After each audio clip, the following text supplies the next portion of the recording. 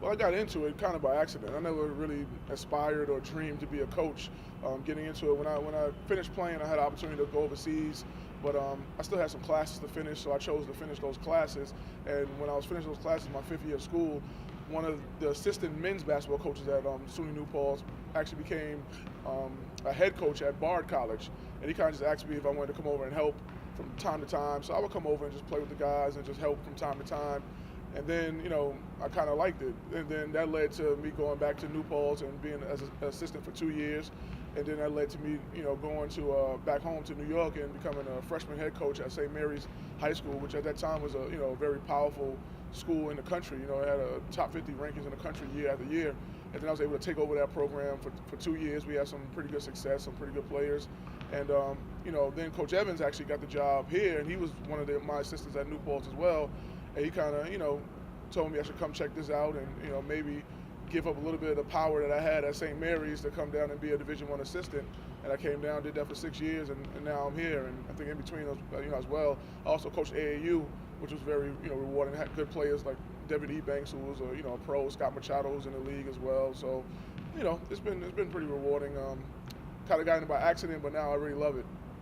One thing with this program, obviously the last 2 years we've had pretty good success. Want to try to obviously continue that success and possibly take it to the next level, if we have a chance. But just internally with the program, just trying to establish a little bit more discipline with the program, and also trying to broaden our community outreach a little bit, because I think we've been a pretty good basketball program, but our community involvement could have been a little better. So that's one of the main things that we try to do. We try to do at least 1 or 2 community service events every month. We've been to the Ronald McDonald House. We gave away school supplies to needy kids. We did a breast cancer thing the other day for homecoming. So, we try to get out in the community a little bit more than we have in the past. Being I was a recruiting coordinator before, the success brings better players, and it's a little easier sell. I think we've been lucky to get some of the players that we've gotten when we didn't have the success that we have now. So now, because of the recent years, if we can build on that this year, I think we'll be in the mix with even better players that might want to come to Norfolk State, who realize that there's an opportunity here to not only be successful but live out your dreams of going to NCAA tournament or postseason, and hopefully a guy like Kyle or Quinn gives guys motivation that you could come here and possibly get to the NBA as well.